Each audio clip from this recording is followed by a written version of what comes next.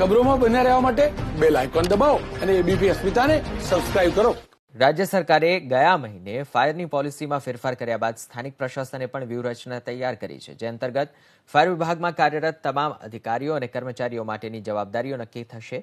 અમદાવાદ શહેરમાં આવેલી અંદાજિત 7,000થી વધુ બહુમાળી અને નાની મોટી 10,000 ફેક્ટરીના સુપરવિઝન માટે વ્યૂહરચના તૈયાર કરાઈ છે, જેમાં ફાયર સેફટી ઓફિસરની નિમણૂક કરવામાં આવશે, જેમને અલગથી તાલીમ અપાશે.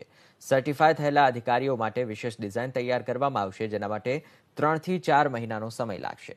ફાયર સેફટી અધિકારીઓની જવાબદારી નક્કી થશે, તેમની ક્વોલિફિકેશન પણ નવી પોલિસી અંતર્ગત જ તૈયાર કરવામાં આવશે. 5 વર્ષ માટે રેસિડેન્ટ અને 3 વર્ષ માટે કમર્શિયલ એકમો માટે પ્રથમ વખત ચીફ ફાયર ઓફિસર અને રિજનલ ઓફિસર ચકાસણી કરી સ્થાનિક ઓફિસર જવાબદારી સંભાળશે.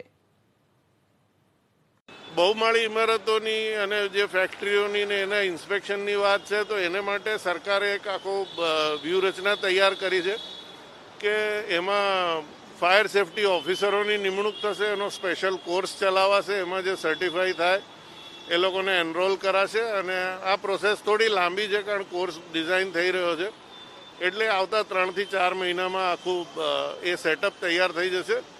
અને એ જ ફાયર સેફટી ઓફિસરોની તમામ જવાબદારીઓ ફિક્સ કરવામાં આવશે, એમની ક્વોલિફિકેશન ફિક્સ કરવામાં આવશે અને એ લોકોએ શું કામગીરી કરવાની એ પણ ફિક્સ કરવામાં આવશે. આ બધું થયા પછી કોઈએ ફાયર ડિપાર્ટમેન્ટમાં એપ્રોચ કરવાની જરૂર નહીં પડે. ફાયર સેફટી ઓફિસરો જ એને ડીલ કરશે.